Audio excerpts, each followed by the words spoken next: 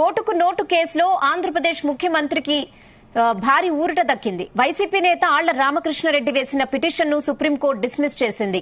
ఓటుకు నోటు కేసులో చంద్రబాబు నాయుడిని నిందితుడిగా చేర్చాలని, ఈ కేసు దర్యాప్తును సీబీఐకి అప్పగించాలని వేసిన 2 పిటిషన్లను ధర్మాసనం కొట్టివేసింది. రాజకీయ కక్ష సాధింపులకు న్యాయస్థానాన్ని వేదికగా చేసుకోవద్దంటూ పిటిషనర్ రామకృష్ణారెడ్డిని హెచ్చరించింది జస్టిస్ సుందరేష్ ధర్మాసనం. ఆళ్ల రామకృష్ణారెడ్డి పిటిషన్ను కొట్టివేస్తూ హైకోర్టు ఇచ్చిన తీర్పును సమర్థించింది సుప్రీంకోర్టు.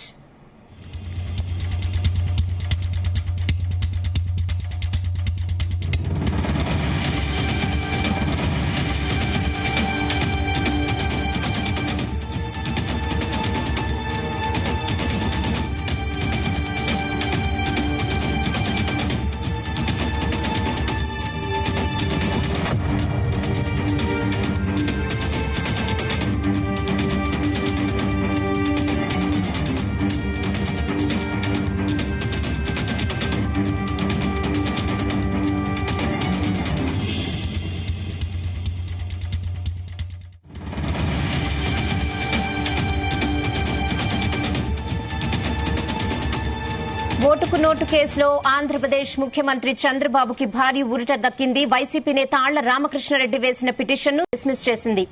ఓటుకు నోటు కేసులో చంద్రబాబు నాయుడిని నిందితుడిగా చేర్చాలని, ఈ కేసు దర్యాప్తును సీబీఐకి అప్పగించాలని వేసిన 2 పిటిషన్లను ధర్మాసనం కొట్టివేసింది.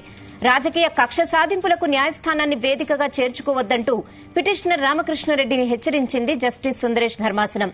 ఆళ్ల రామకృష్ణారెడ్డి పిటిషన్ను కొట్టివేస్తూ హైకోర్టు ఇచ్చిన తీర్పును సమర్థించింది సుప్రీంకోర్టు.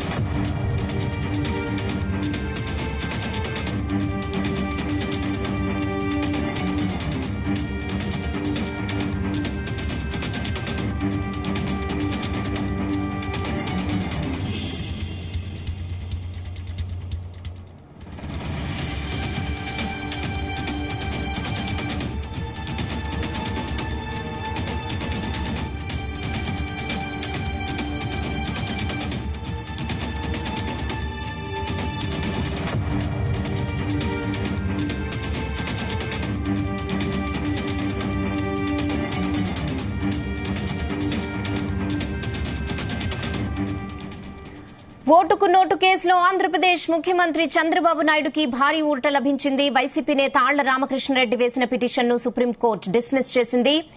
ఓటుకు నోటు కేసులో చంద్రబాబు నాయుడిని నిందితుడిగా చేర్చాలని, ఈ కేసు దర్యాప్తును సీబీఐకి అప్పగించాలని వేసిన 2 పిటిషన్లను కూడా ధర్మాసనం కొట్టివేసింది. రాజకీయ కక్ష సాధింపులకు న్యాయస్థానాన్ని వేదికగా చేర్చుకోవద్దంటూ పిటిషనర్ రామకృష్ణారెడ్డిని హెచ్చరించింది జస్టిస్ సుందరేష్ ధర్మాసనం. ఆళ్ల రామకృష్ణారెడ్డి పిటిషన్ను కొట్టివేస్తూ హైకోర్టు ఇచ్చిన తీర్పును సమర్థించింది సుప్రీంకోర్టు.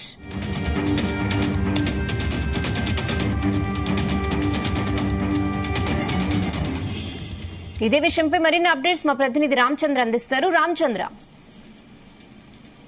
ఓటుకు నోటు కేసులో ఏపీ సీఎం చంద్రబాబుకు భారీ ఊరట కలిగిందని చెప్పుకోవచ్చు. సుప్రీంకోర్టు నోటు కేసు ఏదైతే ఉందో ఆ కేసుకు సంబంధించినటువంటి మొత్తం కూడా సుప్రీంకోర్టు డిస్మిస్ చేసిందని చెప్పుకోవచ్చు.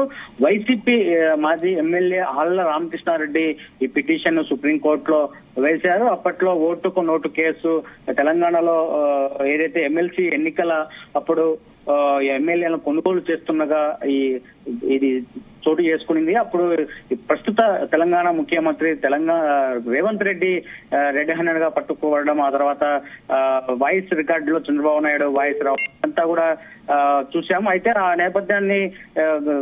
నేపథ్యంలోనే మాజీ ఎమ్మెల్యే ఆళ్ల రామకృష్ణారెడ్డి అప్పుడు వైసీపీ ఎమ్మెల్యేగా ఉన్నారు.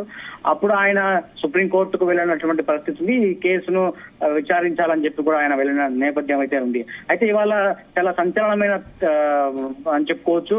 సుప్రీంకోర్టు ఈ కేసును మొత్తానికి డిస్మిస్ చేసి కొట్టివేసిందని చెప్పుకోవచ్చు. అయితే దీంతో అటు తెలంగాణ ముఖ్యమంత్రి రేవంత్ రెడ్డికి, ఇటు ఏపీ ముఖ్యమంత్రి చంద్రబాబు నాయుడు ఇద్దరికి కూడా భారీ ఊరట కలిగిందని చెప్పి కూడా మనం చూసుకోవచ్చు. అయితే చంద్రబాబు నాయుడును నిందితుడిగా చేర్చాలని చెప్పి కూడా ఈ పిటిషన్ డిస్మిస్ ఏదైతే పిటిషన్ వేశారో ఈ పిటిషన్ కూడా డిస్మిస్ చేసినట్లుగా సుప్రీంకోర్టు డిస్మిస్ చేసింది. అయితే రాజకీయ కక్ష సాధింపులకు న్యాయస్థానాన్ని వేదికగా చేసుకోవద్దని చెప్పి కూడా ఆళ్ల రామకృష్ణారెడ్డిని ధర్మాసనం హెచ్చరించినట్లుగా తెలుస్తోంది. మొత్తానికి జస్టిస్ సుందరేష్ ధర్మాసనం ఆళ్ల రామకృష్ణారెడ్డి చేసినటువంటి పిటిషన్ ని కొట్టివేస్తూ కూడా హైకోర్టు ఇచ్చిన తీర్పును సమర్థిస్తూ కూడా సుప్రీంకోర్టు ఈ పిటిషన్ డిస్మిస్ చేసిందని చెప్పి కూడా మనం చెప్పుకోవచ్చు. ఈ కేసు దర్యాప్తును సిబిఐకి అప్పగించాలని చెప్పి వేసిన 2 పిటిషన్లను ధర్మాసనం కొట్టివేసింది.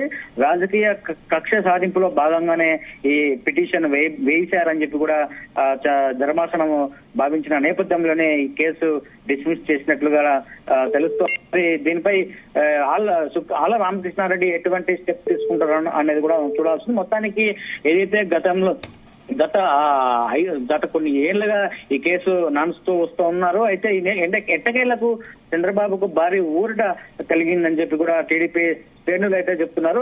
అసలు ఆ కేసులో పసలేదు, అసలు ఈ ఏదైతే ఓటు కేసు ఏదైతే ఉందో ఆ కేసులో చంద్రబాబు నాయుడుకు ఎటువంటి ప్రమేయం లేదు, చంద్రబాబు నాయుడుకు ఎటువంటి సంబంధం లేదని చెప్పి కూడా టీడీపీ వర్గాలు అయితే గతం నుంచి కూడా చెప్పుకుంటూ వస్తున్నాయి. అది ఈ రోజు నిజమైందని చెప్పి కూడా టీడీపీ వర్గాలు అయితే చెప్తున్నటువంటి పరిస్థితి ఎక్కడైతే కనిపిస్తోంది రెహనా.